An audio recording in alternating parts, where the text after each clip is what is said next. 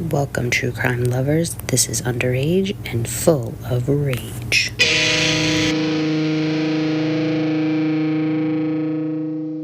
Welcome, everybody, to another episode of Underage and Full of Rage, the podcast where the convicted are minors and their crimes are anything but. I am your host, Becky, and with me, as always, is my co-host, Adam. Hello. Today's story takes place in Brandon, Mississippi in 2024, so very recent case. Brandon was established back in 1831 and is located in Rankin County. It's 14 miles from Jackson, Mississippi, and as of this year, the population was reported to be around 26,086 people. And since 2020, Brandon, Mississippi has shown a steady increase in the population year after year. So, I don't know, does that count as up and coming? I don't know. Maybe consistent. Consistently growing? Well, wait, what? Was it Wait, I thought you said it stayed consistent, right? No, it has shown a steady increase in the population year after year. Where are you? I don't know. I thought I was right next to you, but apparently I was someplace far away. Well, we're off to a great start. Stop reading over my shoulder, too. You're making me uncomfortable. Anywho, all right, looking at pictures of Brandon, it looks like, honestly, the quintessential small town. The buildings look old, but in the best kind of way. It actually reminded me of the town in My Cousin Vinny. Yeah. You know what I mean? Alabama. Yeah, like you so after saying that, you know exactly what I'm picturing. Exactly so that's what it reminded me of, and you can just tell it has a lot of history. And the downtown historic district, it apparently is 10 acres, and the layout of the town was based strictly around the town square. Like, that's how old it is. Oh shit, that's like old. Yeah. So some of the top things to do, according to TripAdvisor, includes the McLean Safari, the Brandon Amphitheater, the Dark Zone Haunted House, and Puckett Park, just to name a few. They also do these hosted scavenger hunts for about $30, and I really didn't know what that was, but when I was looking into it, from what I got, it kind of sounds like it's just like a more interactive way to go sightsee, which I thought was actually pretty cool. That actually is cool. Instead of like a boring... Well, I feel like it's cool someplace like that because it's probably got historical stuff. Yeah. Whereas, like, if you did it in, like, someplace brand new, it would be kind of like, I don't know, kind of whack. Well, I feel like in general, just like if you're doing like a tour guide and stuff can get boring. Yeah, because it's repetitive and it's like, this one's built in. Yeah, exactly. So I feel like doing a scavenger hunt, it's just more like running around and probably seeing things and then finding like everything has a meaning or a purpose. Seems like it'd be more enjoyable. Yeah, that's exactly what I thought. And it's only like $30. I thought that was pretty cool. I could also be completely wrong, and that's not what this is at all. Because like I said, I found information on. Actually, the worst thing ever. That's what it sounded like. Trip of So, anywho, moving on. Living in a subdivision of Brandon known as Farmington Station is 40-year-old Ashley Smylie, her husband, 39-year-old Heath Smylie, and Ashley's daughter and stepdaughter to Heath, 14-year-old Carly Gregg. Ashley and Heath appeared to live simple and happy lives. Ashley had been teaching math for 9 years at this point, some of which was previously spent at Warren Central High School, and in most recent years, she had been teaching at Northwest Rankin High School, the same school Carly attended. And in November of 2022, Ashley was actually awarded Teacher of the Month, so cool. She was born on April 11th, 1983 in Stuart, Florida, and it was stated that she was a true Floridian at heart. She loved the beach and Disney World, which I think is amazing. She also loved traveling, reading, and spending time with her family, no matter what the activity was. She enjoyed long walks with her dogs, Wyatt and Finn. And Ashley was also known as a wonderful wife, sister, daughter, teacher, and friend who loved absolutely being a mom. Or who absolutely loved being a mom, my bad. Friends and family said her strength and compassion was and still is inspiring to other people today. And even her daughter Carly was reported to be an exceptional student who skipped the 4th grade, and one friend even described her as being a genius. But there was some underlying issues with Carly that people outside the immediate family were probably not made aware of. For instance, One of her friends did mention that Carly did have a history of harming herself when she would get into trouble at home, and it did eventually come out that there was some changes made to her medication for depression. So not sure how long she had been taking antidepressants, but at 14 there's obviously something going on with this child if she has to be that young and is on antidepressants. Yeah, that's crazy. That's really young. Yeah. So, during the school day on March 19th, 2024, a close friend of Carly's approaches Ashley and begins to express major concern for their friend and her daughter. The friend tells Ashley that he is worried about Carly's usage of pot and her being high all the time. The friend also shares that he is worried about the burner phones Carly has, so it seems that is the lowest class of phone. What is it? Crackheads and right? Yeah. Or no, drug dealers or whatever. Prostitutes. You only get to use sleepy bitches. So it seems that Carly, like most youths, had started dabbling in some recreational drugs, but according to the friend, this definitely became more serious. And as for the burner phones, not really sure what the hell that's all about. They aren't mentioned again, so what she was actually using them for is unknown to me. And I have to ask, what does a 14-year-old need a burner phone for? And little, like, multiples. What? It's really weird. Did she have her own, did her parents have a family plan or something? I'm assuming she had a cell phone, like her own phone. Because I feel like that you're makes not buying it weirder. Well, that's what I'm saying. Like, why do you need burner? That's what I'm saying. It's weird. Like, what is a 14-year-old doing with burner phones? Yeah, I'm saying it's even weirder, though, if she already had a phone, through her family. Like, if she was, on a family plan. And that's then what on I'm the saying. side, she was like, oh. No, that's what I'm saying. I thought well, whatever. Whatever, man. So we're in agreement, then. It is weird, right? Yeah. To have a burner phone or burner phones. It was pluralized. Yeah, I think that's weird. So, okay. So clearly, this information made Ashley upset. And to honestly be a fly on the wall during that car ride home from school may shed a little more light on what follows. So when Ashley and Carly arrive home around 4 p.m. that night, Ashley goes into Carly's room and begins searching for probably anything she can find at this point, maybe hoping she doesn't actually find anything. But eventually she does discover some vape pens. Now, while she is searching Carly's room, Carly is walking around the kitchen area, and we know this because, thank you to everyone recording everything 24/7, this is all caught on the family's home security cameras. So, their Ring or whatever the fuck it is. Yeah. So, what we can see is Carly walking around calmly, but you can tell she is definitely contemplating something. She then heads out of the kitchen in the direction of her room. I can only assume to peek at her mom, probably rummaging through her shit. You then see her pass by in the other direction, which happens to be towards her parents' room, and then reemerges a few minutes later as she walks back towards her room, stopping for a second and peers her head around the wall into the kitchen, but is making sure to keep her back and whatever she's hiding behind it out of camera shot. She then continues towards her. I'm wondering if she was looking at the clock or something. It bothers me because I don't understand what she's looking at. But anyway, she then continues towards her room where moments later you hear 3 gunshots. And after the first one, you can actually hear Ashley scream. Then the 2 remaining gunshots and then just silence. That's really creepy. It's crazy to watch. So then the dogs are there, and they sound like they are kind of whimpering slightly at one point, but as Carly casually, and she's very casual about this the entire time, it's creepy, she casually walks into the kitchen. Her dogs are kind of hovering around her, and the whole time she is making sure to keep the gun she is holding hidden from the cameras. She's strategically keeping it out of sight. She then grabs her mom's phone, sits on a stool, and proceeds to text her stepdad, Heath, as if she is her mom, this following message. "When will you be home, honey?" Quote unquote. She's asking him, right? So this was done in an attempt to lure Heath home so she could kill him as well. Jesus. She's 14.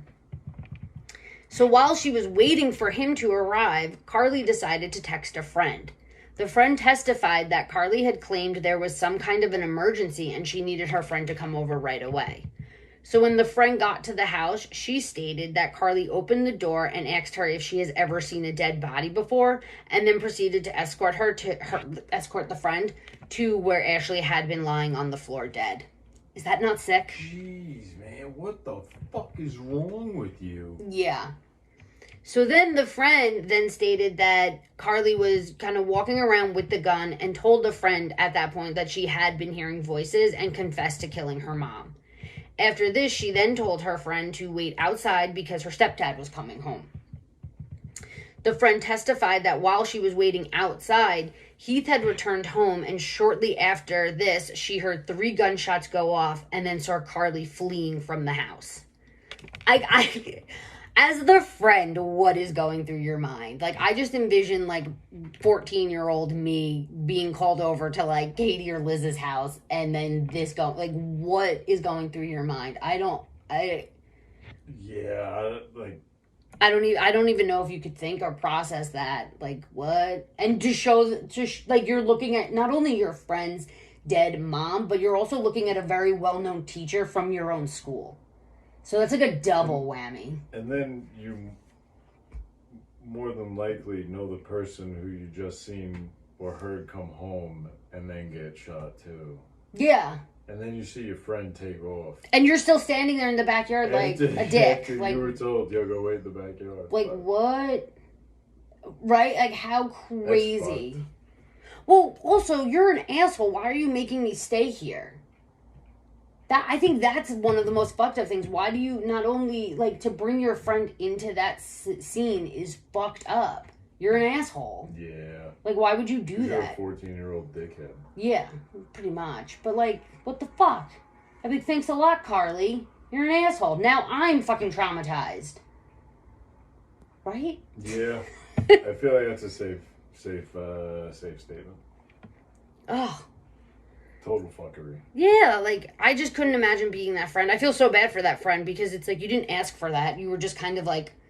You were thrown into it. And you went over there with good intentions because you were told there was an emergency, so you were going over there to help, and then that's what you get faced with. Like, what the fuck? Fucked up. Terrible. So, Heath luckily, lived to tell his version of the story. And when he testified, he stated that when he arrived home that evening, he opened the door, and within an instant, there was just a gun going off in his face. Like, he didn't even really get the door open. Like, the door was, like, cracked. He was, like, coming through, and it was, like, bang, right in his face. Thank God the bullet actually ended up hitting him in the shoulder, but he said after the first flash, he immediately grabbed for the gun, and then he began wrestling with Carly for it, and as he was, like, wrestling for it, he said it went off 2 more times. And after the 3rd shot, he said he was able to finally, like, twist it away from her, and that's when she fled the scene. So when Heath found Ashley, she was laying on her back, and a towel had been covering her face. So clearly, so Carly must have done that. So I'm wondering if like maybe her eyes were open or something like that, and she couldn't take her face staring at her. Out, yeah. So she maybe while waiting. That's like remorseful shit. Yeah, like that's the one thing I'm wondering, like if she was waiting for the friend and she couldn't take, or guilt, not necessarily remorse, just guilt. Oh yeah. Like, well, I don't know. Is guilt and remorse the same thing? I guess so. It's kind of a parallel, right? That's a parallel. I guess they're close together. The same, close together. Right? But I don't know. Because to me, not necessarily, for me, maybe not guilt or remorse. Maybe, to me, it reads more of like, it's making me uncomfortable. Like, it's still selfish. You know what I'm saying? Like, you don't feel bad for that your mom is dead on the floor. You just feel uncomfortable having her dead eyes stare at you. So it's still self-serving. So I don't take it more. That's why I don't really see the remorse in it. That's why I was saying guilt, but then I'm like, no, because actually guilt and remorse are pretty much aligned. Well, I mean, you can still feel bad, deep down and shit, and be like, ooh, that was bad. I guess. But not when you're sitting there showing her off to your friend. And in the meantime scheming to kill your stepdad. Well, I don't know. Maybe there was a moment of clarity. Maybe. I don't know. we'll sit on that one for a minute. So, back to the towel on her face. He said he knew she had been shot, like, instantly when he saw her. And when he called the police, he told them that Carly had killed her mom. So body cam footage was released of the responding officer, and when they get to the house, Heath opens the door. He's hysterically crying, and he collapses on the ground. The cop asks him where his wife is, and he replies she's dead on the floor. As the officers walk around, you can hear in the background Heath outside the home crying, and it's literally gut-wrenching. And then he is eventually, put on a stretcher and taken to the hospital. I mean, the absolute devastation that man must have felt in that moment, I can't even comprehend, because there's so much happening. It's got to be so, I don't know. How are you not in shock, How are you not just, devastated and destroyed? Yeah. It just got to... In different ways, too.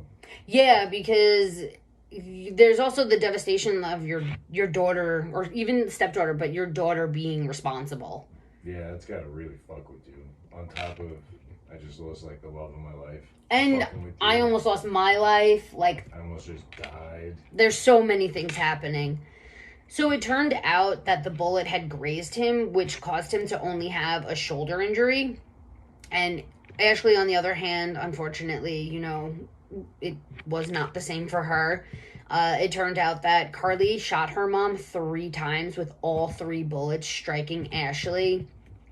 And 2 were pretty much directly in her face, and 1 was in her chin.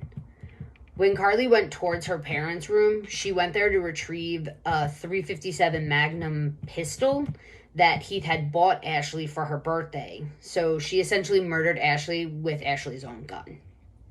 Oh, that's so terrible. And now, I'm not a gun person, but you are. Is a .357 Magnum pistol, big, little, tackleberry size? What's the range of gun here? I thought, a .357 you could get in any real barrel length. But, size-wise, it's that's a serious round. Is it a tackleberry gun? A serious round. I'm pretty sure you could get them in that style. And that's, okay. Yeah. But there's also... But if it says Magnum pistol, aren't pistols little? A 9mm little? No, that's just the style of gun. You could have a long barrel pistol. It's still a pistol though. Oh. And you could have a short barrel rifle, but it's still a rifle. Oh. It's all very confusing. Yeah. Okay. So well, I'm pretty sure that's a fucking hand cannon. Okay, because that's what I was getting at. I'm what's the range here from basically what I'm wondering in the scale of I used this when I was a prostitute, or tackleberry size. What's the? I think it would lean more towards the tackleberry end of the spectrum. Okay, so a bigger gun. And if you don't get these references, that's on you. So after Carly fled, Nobody's ever seen all of those movies. So after Carly fled, she hopped the fence, and a search for her had ensued. But luckily, it didn't really take too long. She was found shortly after the incident, and she wasn't too far from the family's home, where, the cops then arrested her. She was charged with first-degree murder, attempted murder, and evidence tampering, because it turns out before she had fled the house after attacking her stepdad, she had actually went and hid the cameras. So her bond was set at $1 million, and when a request to lower it was submitted, the judge denied it, stating she was a special kind of danger to others. I mean... That's crazy when you're fucking that young. Yeah. So it was decided that Carly would be tried as an adult. So during the trial, her defense team was pushing hard for an insanity plea, which is understandable, because in these cases, I feel like that's really your only option. I want to say, you can't really go for anything else. You have to attempt that, right? I would think so. What other route do you have? Yeah, just pleading out not guilty and seeing what happens at trial, or taking a plea deal for more than likely you're just gonna end up dying in prison. So Yeah, because, I mean, also, it's like, what makes a seemingly normal, intelligent, and nonviolent young girl just shoot her mom randomly one day? Obviously, you're Bitches going... be crazy. Yeah, you're obviously going insanity plea. So, with that, they had, their expert witness, Dr. Andrew Clark. He's a child and adolescent psychiatrist. He told the court how Carly had been dealing with symptoms of depression and had been taking medications that were causing her to feel numb. And according to him, she had also been hearing voices, which had been getting worse leading up to the shooting, and that she also had a history of self-harm. Dr. Clark stated that on the day of the shooting, Carly was apparently grumpy and irritable and was struggling to focus in her class. According to him, Carly desperately wanted her mom's approval, so when Ashley found out that she had been smoking weed, it caused Carly to go into essentially a crisis mode. It was reported that Carly had recently just switched her medication and had started a new one a couple of days prior, making her mood swings worse. So, with her medication in combination with being in a crisis mode, the distress led Carly to not be in her right mind, resulting in her actions that day. It was, this is all his opinion. I totally forgot she was on the meds. Yeah, and it was also disclosed that she was having mood issues, eating disorder issues, cutting herself, hearing voices, and difficulty sleeping. So she, like I said, obviously there was a lot for her to be 14 and already be on antidepressants. And if it's one thing that, like, I have learned from, school and stuff like that, it's I think the switching of the medication is a huge tell in this scenario, or like a contributing factor, I would say. I wouldn't put it, like, I wouldn't ignore that. Like, if I was like a juror hearing this, I would not ignore that fact that we have to take some focus onto switching of medications, because that can drastically fuck with somebody. Oh yeah, absolutely. When I was on what was it, Lyrica, and then I went from Lyrica to something else, I was all out of whack. Yeah, it definitely takes some time to adjust, and it's the same thing with, like, even just... And those medications work roughly the same. And it's the same thing with, like, yeah, like the weaning off process and stuff like that. Like, I just feel like I'm not, like, giving her a pass for any of this. Don't get me wrong, like, don't get it twisted, but I think... There's something to be said. Yes, like, I feel like that just can't be ignored at the same time. Like, that needs to give, like, okay, that needs to be acknowledged in some case, in some form, some level. I don't know where that tier goes, but that should be placed somewhere, if that makes sense. So, prosecutors didn't, buy into any of this. Of course not. They presented a journal of Carly's where she kept a list of 5 beliefs, including, there is no God, it's okay to be evil, and you don't need family. A forensic psychologist for the prosecution stated the entries were highly concerning. The defense tried to use this to their advantage by explaining the journal as a clear example of how unstable Carly's mental state was. They listed she was a kid experiencing significant mental health issues at the time of the incident, and that there were mental health issues that supposedly ran in the family and were hereditary.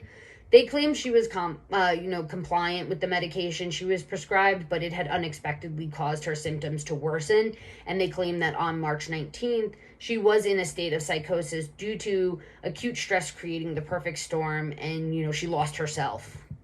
I don't know how much I really buy that. Prosecutors again came back with a hard no.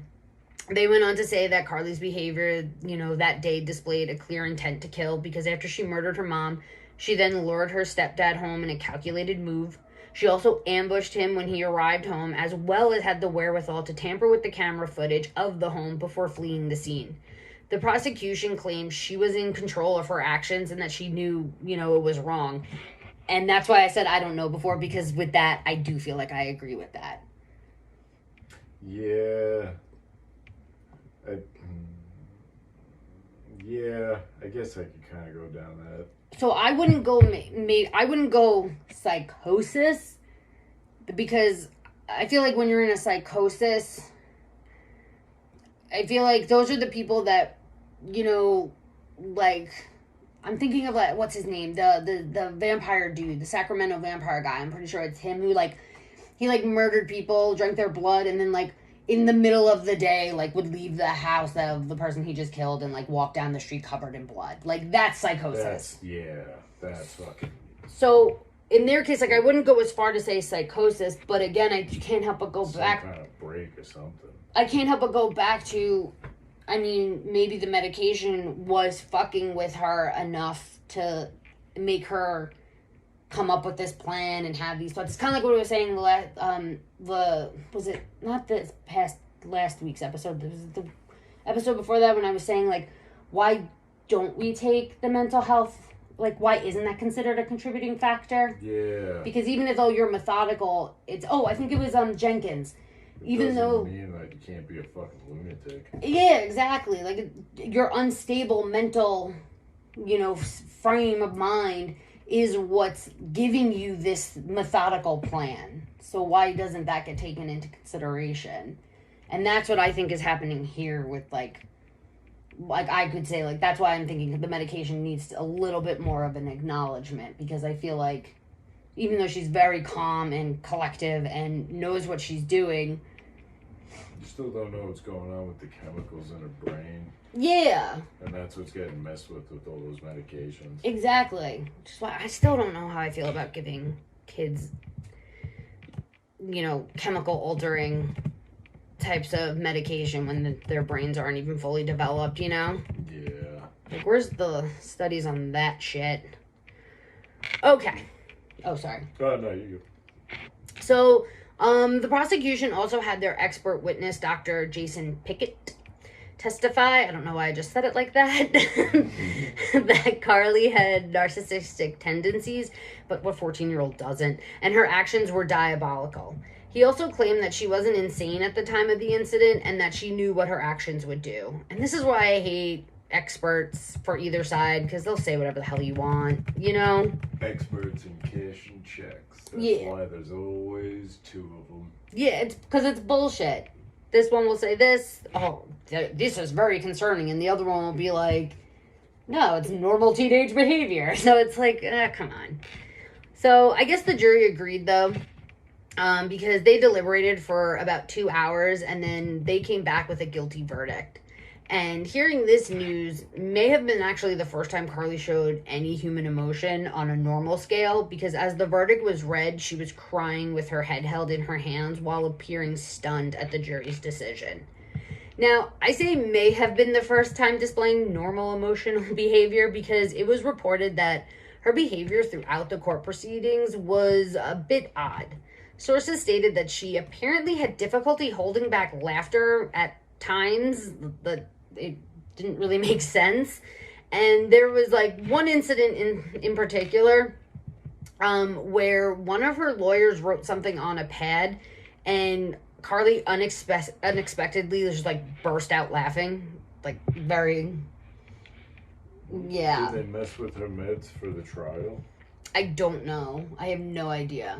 Just saying, maybe that, Maybe. I mean, it's possible. What was written also was never revealed, but regardless, the reaction, it was, like, I guess it caused people to kind of side-eye the behavior, like, kind of question it a little bit.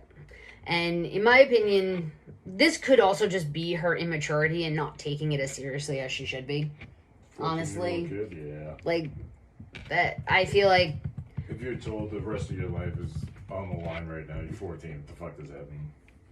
The rest of your life's like 2 months. Yeah, like, part of me is just like, it could also be, I don't know, sometimes I feel like kids behave like that because they think they're, like, being cool, or, like, that's how they're supposed to act, like, I don't know, like, very flippant. They're supposed to act flippant in certain serious situations. So, I'm like, that could also just, a maturity thing, that could be that, so I don't know, but it did make some people think, like, she's a little bit off. So in the end, Carly was sentenced to life in prison without the possibility of parole, plus another 10 years for tampering with evidence. During Heath's testimony, he did state that when he first arrived home that day and was met with a gunshot, his initial thought was that there was an intruder and Carly wasn't aware she was shooting at him. He also said that when she looked at him, it looked like she had seen a demon and didn't really recognize who he was. He said that Carly was not herself that day and that she had no recollection of the shooting. Despite murdering her mother and his wife, today Heath and Carly actually speak daily, and overall he said that they have a good, steady relationship. That's fucking crazy. Yeah. Kevin Craig, Carly's biological father, stated that after he had heard what had happened, he had felt ashamed, embarrassed, angry, upset, and very sad. He mentioned how he had been married to Ashley for almost a decade and he too loved her. And finally, the Rankin County District Attorney said, Carly Craig, quote, Carly Craig is evil, and that's not easy to say, but the truth of the matter is that sometimes evil comes in young packages, end quote. What do you think? Do you think she was evil? I don't know. I think medications play way too much of a role in shit they'll never understand. That's what I think. So it's hard to say. Like, if there was none of that involved and it was just like, oh, just get killed, my mom, my stepmom, my dad, stepdad, whatever, then I'd be like, yeah, probably. Right. But well, because even you're if just fucked up, man. Who knows what's going on in your head? Well, because that's the other thing too. Like, you know, like with like emo kids, if you're an emo kid and say you're on medication, and the medication is affecting you in a negative way, you could have that could turn your, you know, like amplify the dark emotions to that's what and push you one step further. Yeah, like it can. That's why I said it should. I think way. It should be definitely taken into consideration, and it could, like, as a potential contributing factor. I don't think it should be ignored. That not only was she on these medications, but that she literally just switched them. So she was in the process of adjusting to a brand new one, and that's also something I think that's should important. Should be taken into consideration. So I agree. I don't necessarily think she's evil, but I think something inside got fucked and it unfortunately came out. Yeah, that's for sure. So Carly Craig is currently sitting in prison while the people impacted by the sudden loss of Ashley are left to pick up the pieces and try to make sense of a senseless act. Northwest Rankin High School released a statement after Ashley's murder, which in part read, quote, her presence was deeply valued by both our staff and students, end quote. It is now a little over a year since Ashley Smylie was murdered by her 14-year-old daughter for reasons that may never fully be clear. And yeah, I don't really know what else to say on that. Like, that was... it's just the fact that I see this is the problem when there's never like a clear motive or a clear reason. Like, it's just like I feel like when there's nothing clear, it makes it even more of a batshit crazy. Yeah. Or pure fucking evil. Yeah. It's just, but that's the thing. Like, that's why I'm like, I don't know. I feel like I don't think she's pure evil because they obviously had a relationship that was fine for however long, and one because, you know, your mom finds vape pens, like, that's where I'm like, there has to be something else at play here, but I don't really know, you know? Yeah, it's either something more at play or the meds do way more than we realize.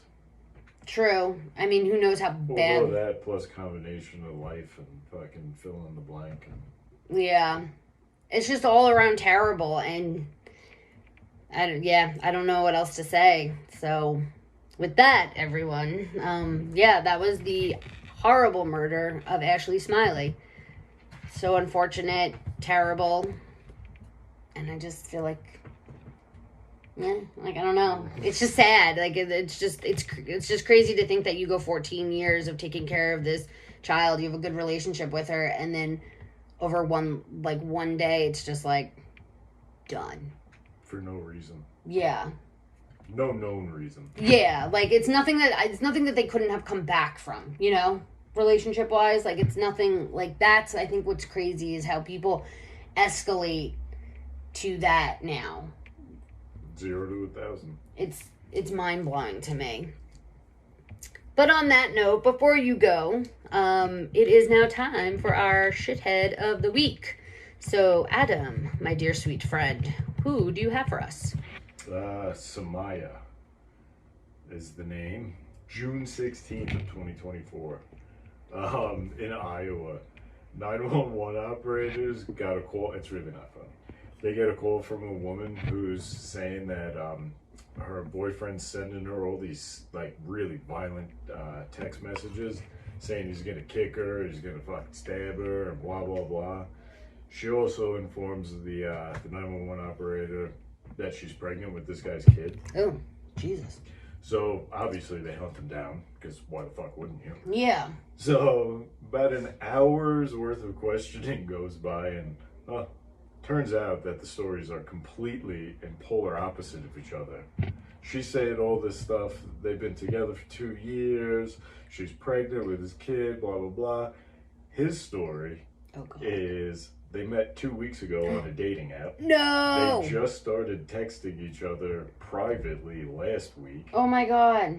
This bitch calls the cops and says all this stuff because she got cold feet and didn't want to go on a fucking date with him.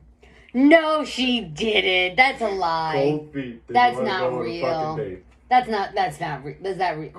Didn't want to go on a date. No way.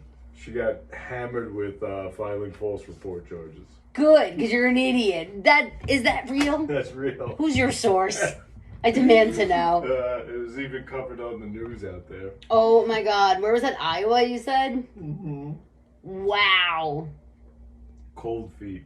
Wait, whatever happened? Don't people just ghost people now? Like, why would you? Apparently, not everybody is willing to just ghost somebody. Like, apparently, people are willing to take it to the next level. What the fuck? Who does that? That's that was a good one. That's evil. That was a good one. Okay.